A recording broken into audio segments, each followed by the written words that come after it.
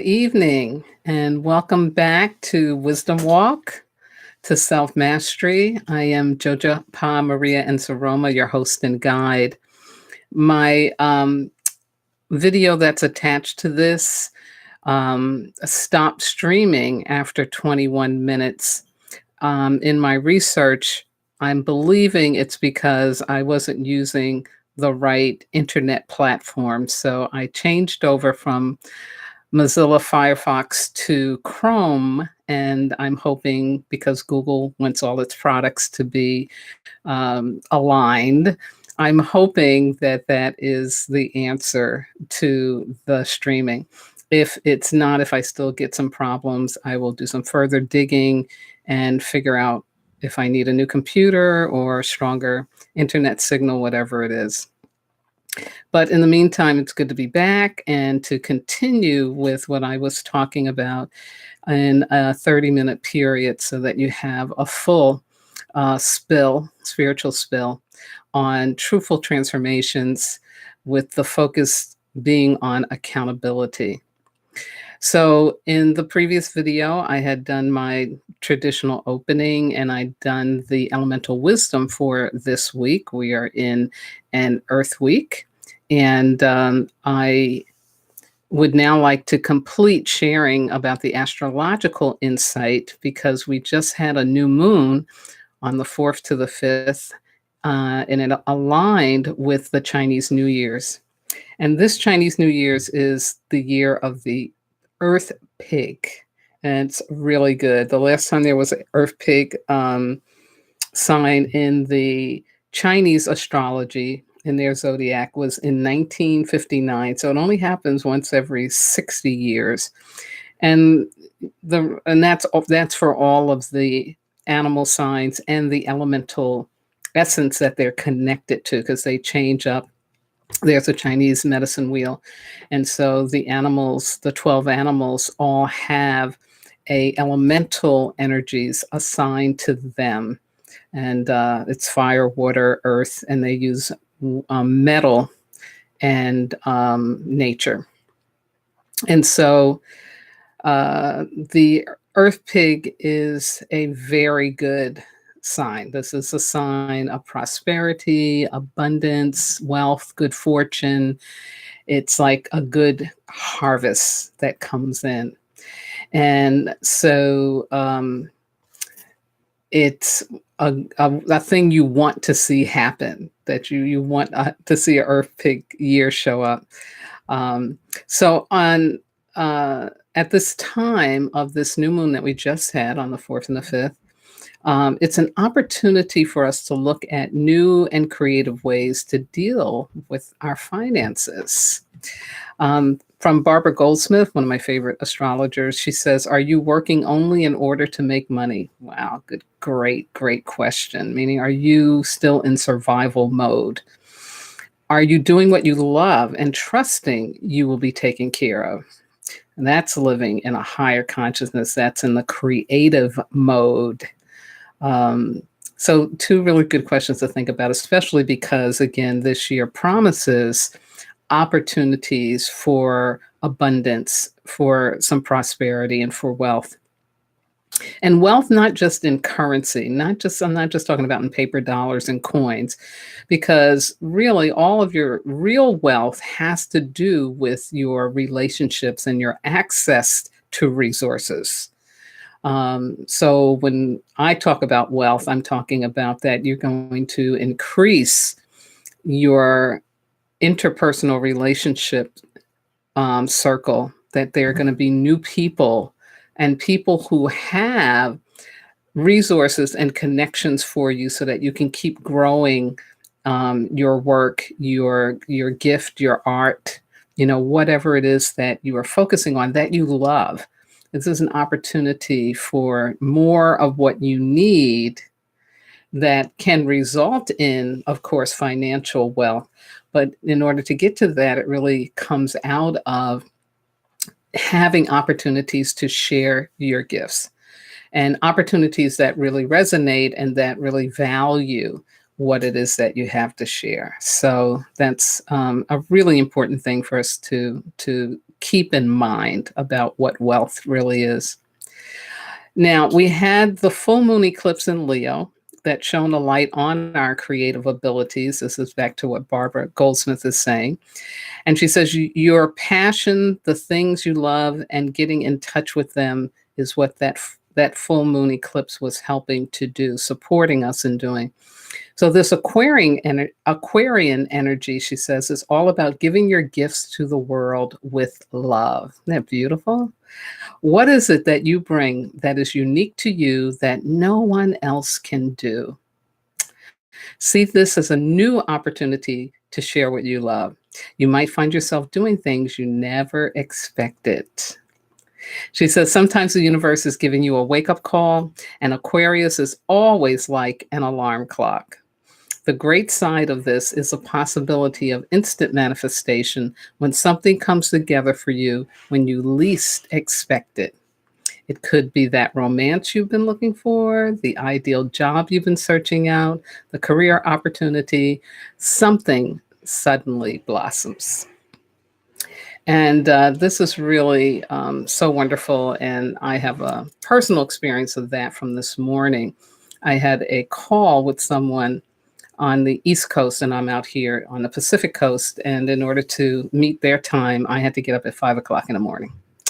Now, I am not a morning person. I am very much more of a night owl. I love it when it gets totally silent outside. Nobody's really walking around a lot, and it's calm. And that's a wonderful time for me to really find my rest, or to be thinking about things that there's more distraction for during the day. So getting up at 5 o'clock, I'm saying all that because getting up at 5 a.m. is not something I do on a regular basis. But I knew it was important that I get up and that I have this conversation, virtual conversation with this person. And it really just turned out to be that, really so full of the promise of more opportunities for me to share what it is that I love with someone who gets it and has the ability not only to value what I do, but to help me spread that. So yeah, this is a good time. This is a good time that we are in. And I hope that your experience of the new moon and the Chinese New Year, year of the Earth Pig, is just as wonderful and fabulous as mine was. So here's what I'm going to talk about now within the time that I have remaining.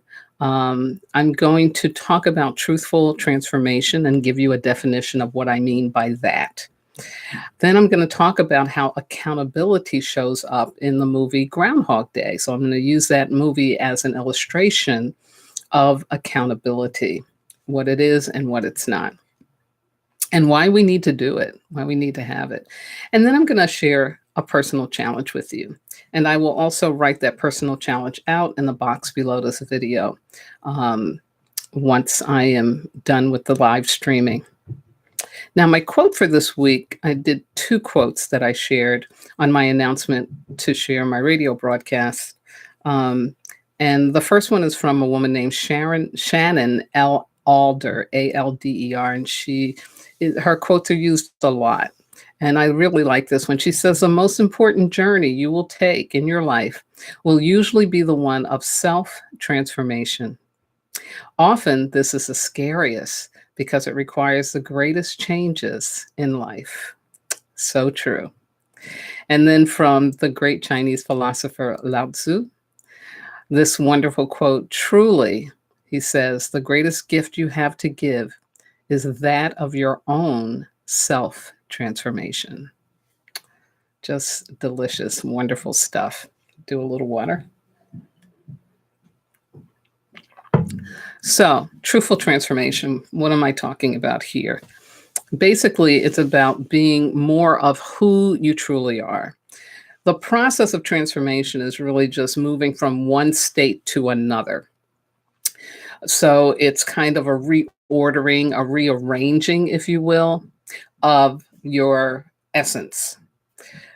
So that, and we like to think that our essence is out of balance, and transformation means that we're going to get back into balance, but it doesn't always mean that, because we do live in a duality in our 3D world. There's definitely a duality, probably in some of those higher dimensions too.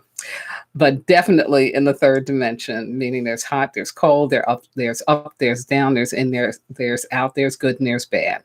So transformation doesn't necessarily mean a good thing. And then we know this, like if you've seen someone who got hooked on drugs, yeah, that transformation, that ain't a good one.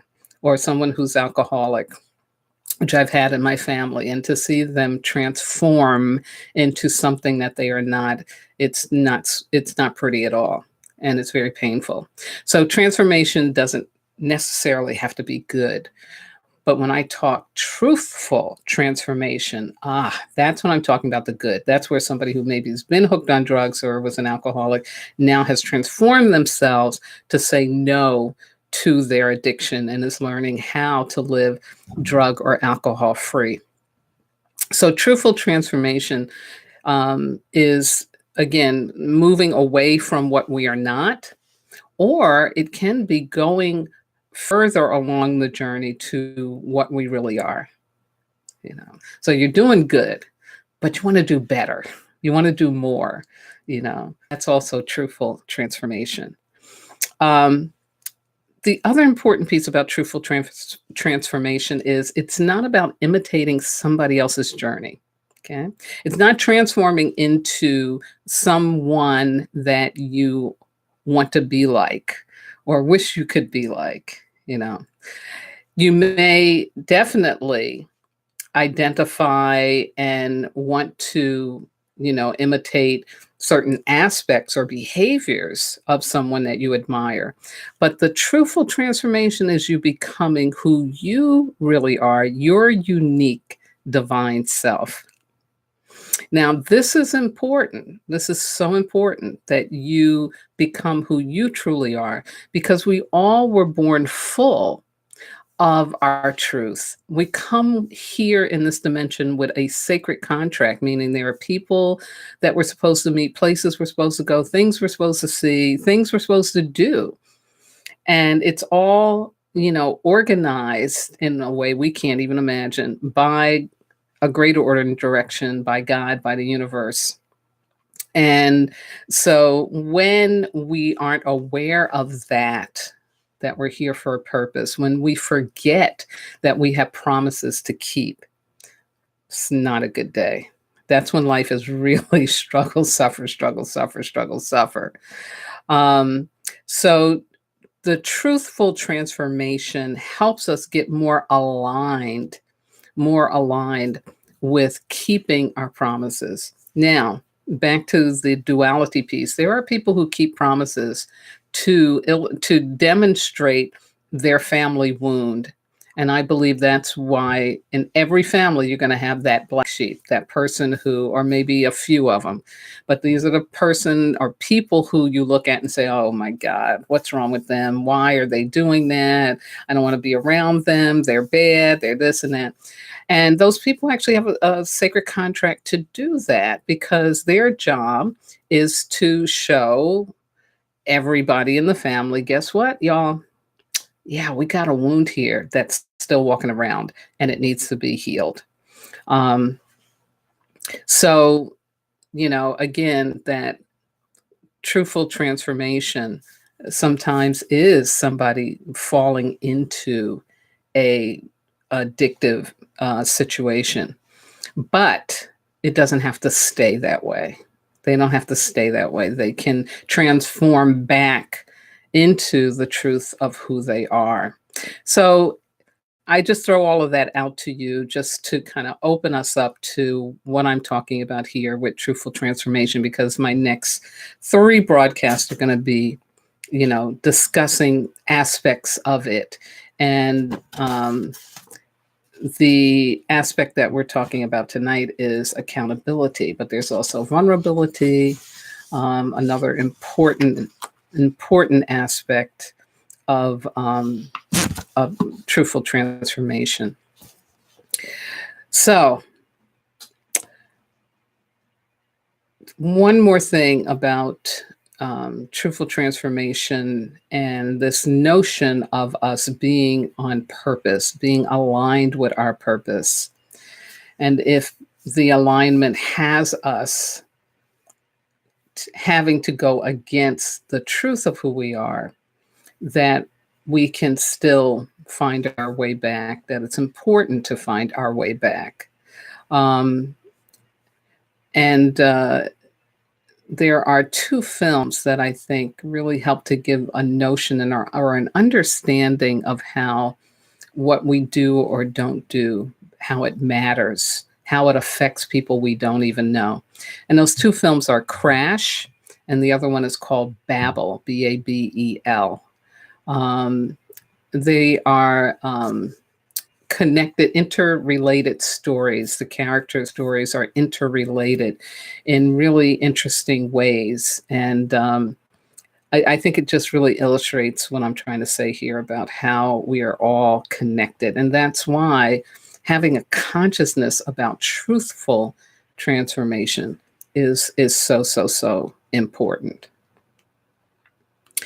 And I definitely will do a segment on ancestral wounds and about family members who walk the wound in the family, and how when you become conscious that that's what's going on, that you actually contribute to them being able to transform themselves back to their truth, that they don't have to keep taking on the job of being the family wound walker, that they can actually demonstrate that, yeah, you may carry the wound for a while, but you can also let it go.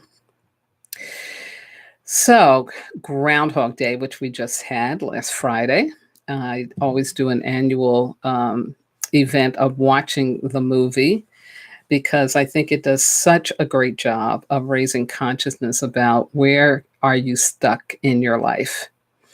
Now, I can't imagine there's anybody on the planet right now that has not seen this movie that was made like in 1993.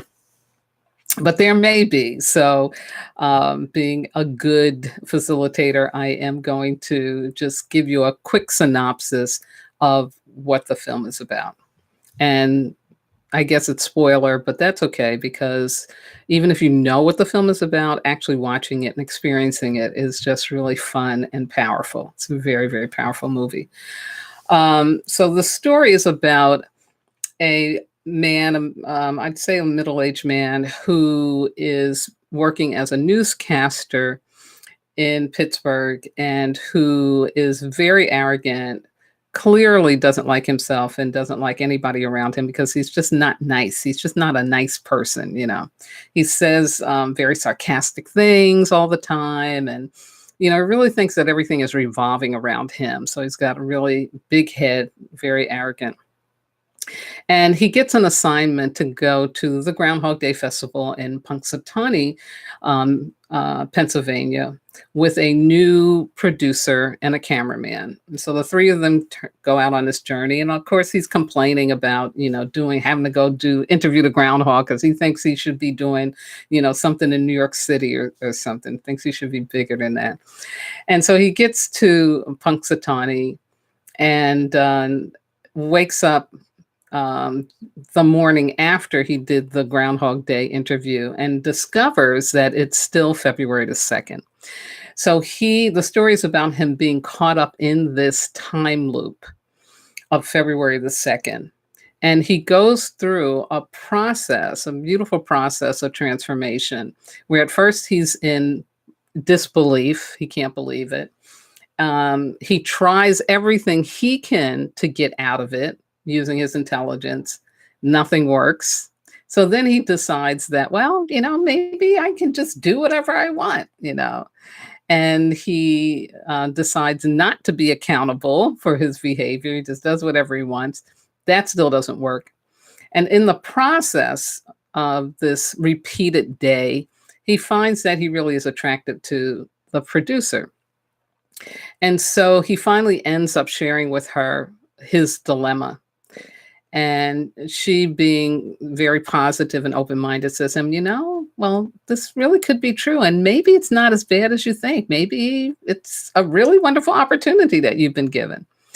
And he opens up to that, and then begins to use his time more wisely, to be more accountable. He now has a goal. And we see him at the end of the movie really having grown himself and healed himself and opened up to really using all of his gifts and talents, and he becomes like a master learner. And in the end, of course, he does get the girl. It's a rom-com, and all is well, and he does move forward in time.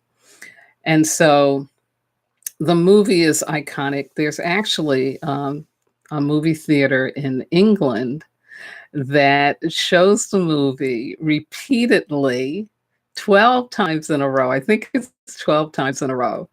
They do this marathon, and you can imagine what that's got to be like to be in a movie theater for 24 hours watching Groundhog Day over and over and over again. But I think that's cute. But that's, to the degree that people really got into this movie, it really touches us. And I think it really touches us because it is a movie of transformation and truthful transformation. And there's something in our human spirit that desires that. I think we really look for that. We want that. We aspire to that. So I think the movie calls us at a very deep, deep wisdom level within ourselves about it.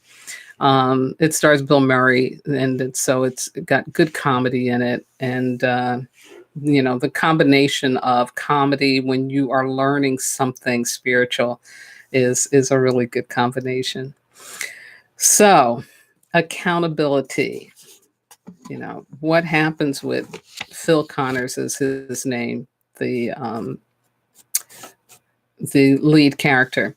We can see that he is very unhappy. He is not living his happy endings when we meet him.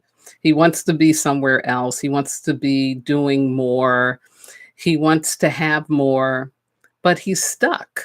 He is totally stuck. And so he is disgruntled, and he's transferring his pain onto everybody and everything around him. So he's not an easy person to be around.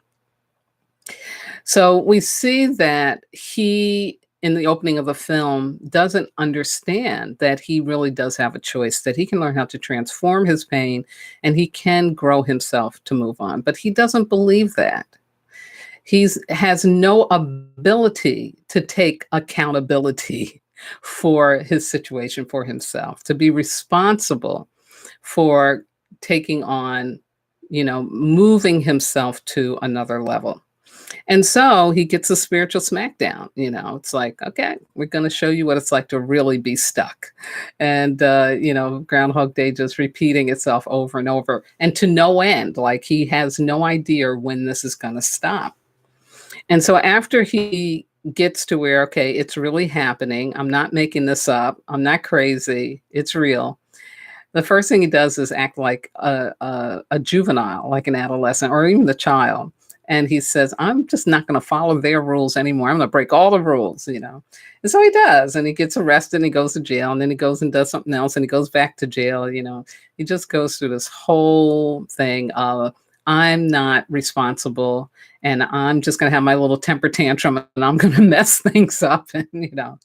And that temper tantrum eventually goes into a deep depression because he then begins to try to kill himself. He figures the only way out of this is to die.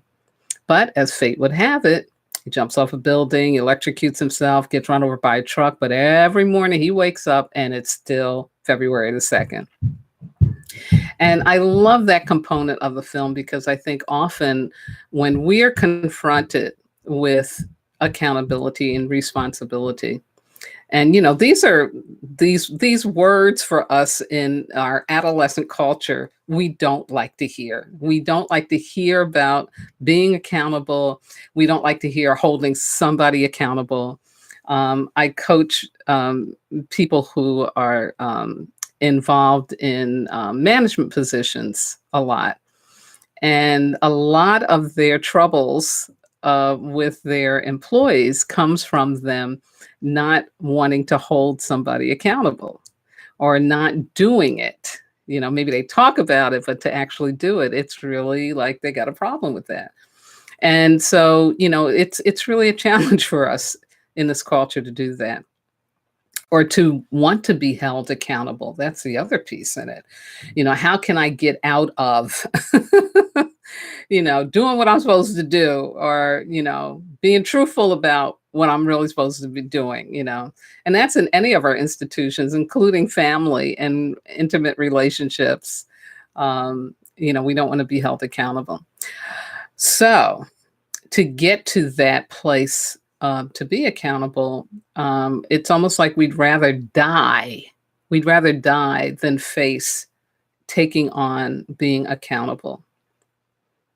And it's really important that we understand that, how difficult it is to step into accountability.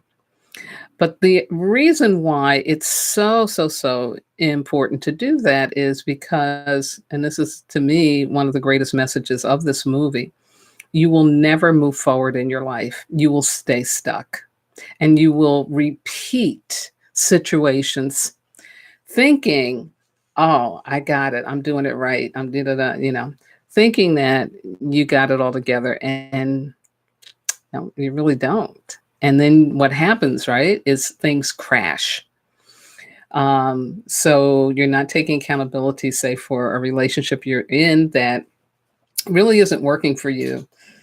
And instead of getting out of it, you decide to have another relationship on the side you haven't told your partner about, but you're doing it anyway because you feel that you got a right to do it, you know.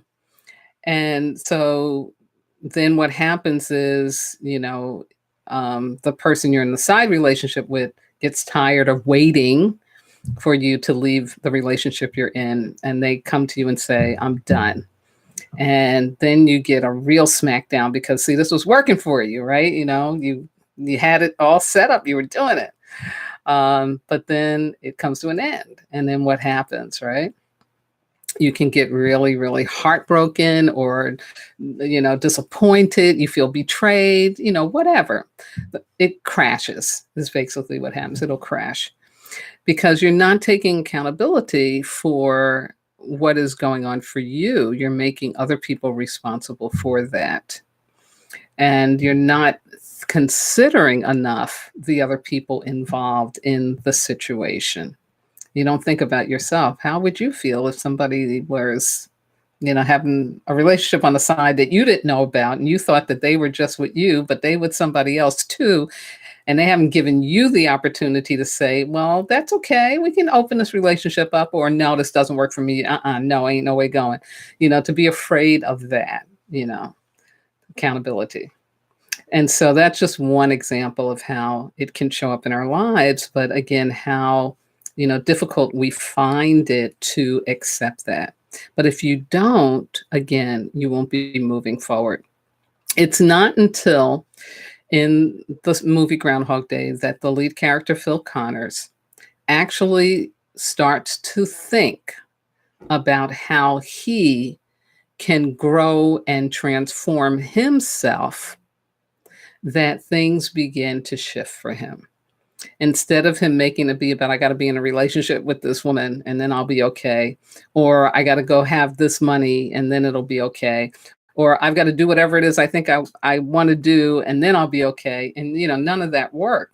So finally he realized that it was about him, and it really is about him taking on learning how to love himself. And so accountability really is connected to that. If we love ourselves, we want to be the best version of ourselves. And to be your best version, you have to take account of what you're doing that's not your best version, and what you can do to become your best version. So again, truthful transformation, really looking at it. And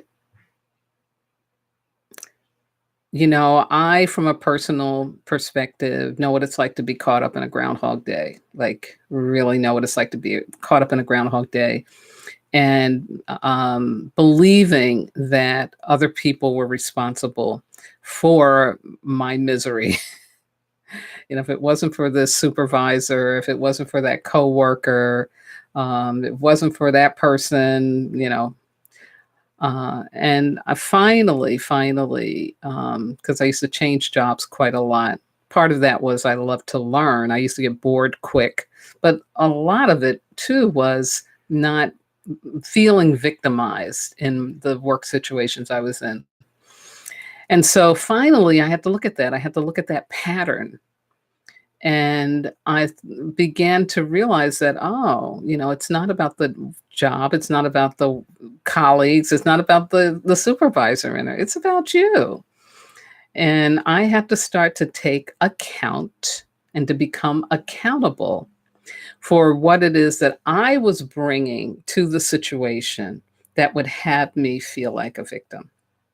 And that, of course, opened up a very long and painful dive down into my volcano, to that dark place within me, to root out, those belief systems, those conditionings, the family wound, whatever was down there that would have me think that the world was out to get me instead of the world is out to gift me.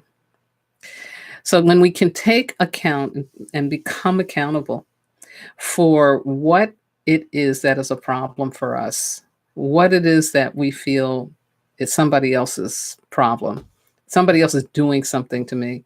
When we can realize that, no, you got to start looking at what is going on with you. And for, whatever the situation is, that you feel malcontented, that you're like Phil at the beginning of the movie, where you are transferring your pain because you griping and complaining and fussing all the time. And this person did this and that person did that. And my husband said this and my wife did that. And my children did this, people being victimized by their children. Yeah, if you're in that state, it's time to move out of that by taking on accountability. And accountability, again, is a willingness, again, because you can't figure it out in the beginning, trust me, just like Phil Connors. He couldn't figure it out, but he was willing. He was willing to learn and to learn about himself. And so ideas came into his head and he decided, I've kind of thought I could like to play the piano, but let me go take some lessons. So he goes take some piano lessons. And he's like, that ice sculpting thing is kind of interesting. Yeah, maybe I'll go learn how to do that. He goes and learns how to ice sculpt, And then he's like, that chiropractic stuff, I've always been interested in that. Let me go learn that. And he goes, learns how to be a chiropractic, So it is like that. You start to follow the breadcrumbs through the forest, follow the jewels that get set out for you as to what is being called inside of you. So it's just a willingness. That's all you need to start with, a willingness to learn how to take account, how to be accountable for your joy, your happiness, your fulfillment in life. Just a willingness. So always I teach, it starts with a prayer, whatever your greater order and direction is, whatever you call it, Creator God, all the one, all that is.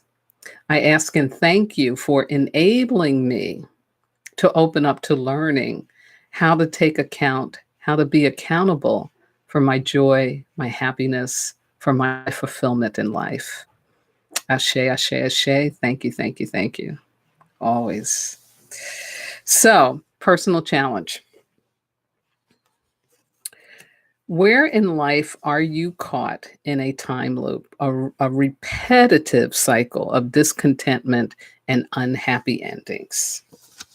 So really think about that. Where is that going on? Where is that happening? To what degree even is it happening? Because sometimes it can be a little subtle. You think you got it figured out, but if you really think about it, you're like, yeah, I am still caught in that time loop. So that's the first thing, is being conscious of that.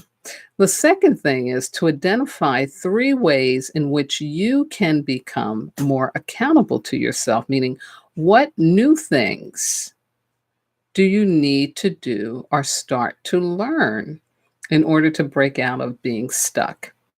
And definitely say that prayer. Just be willing, but then you'll get at least 3 ways, 3 things that are calling you. And then last but not least, I want you to choose one of those ways and start doing it now. Like, just begin. Again, back to the movie, Phil didn't have like, I got to have my plan. I got to have it all figured out, and dot the I's and cross the T's so I can get to my, pot of gold. No, he just was like playing piano. Yeah, that might be really nice. And bam, he goes and he does that. So just open up to that learning, because this is a way to move yourself forward into fulfillment and happy endings in life, and to be able to get out of whatever time loop, whatever repetitive cycles of mess, of drama, trauma, rama that may be happening for you. This is one of the best ways to be able to do it. Definitely. So, because I'm not broadcasting on the radio, I'm not going to do my usual ending that I would do on the radio, but I will say to you that this week, this Sunday, I will be back on February the 10th with another live stream, 5 p.m. Pacific time. And I will be correlating the aspect of truthful transformation, which is, and I'm just forgetting it now. I think it's vulnerability. No, it's not vulnerability. It's not vulnerability. Oh, it's time framing. It's time framing. We're going to talk time framing because of the Chinese New Year's and what those astrological animals and their elements can mean to help us grow our consciousness around time framing. And of course, I'll tell you more about that in the next broadcast. But please continue to have a really wonderful new moon Earth week, as we're also coming into this Chinese New Year of the Earth Pig, full of abundance, full of opportunities again, to really share what it is that you love and to receive a wonderful harvest as a result of that. It's been my pleasure to share with you, and I look forward to talking with you again in the next video. Bye-bye now.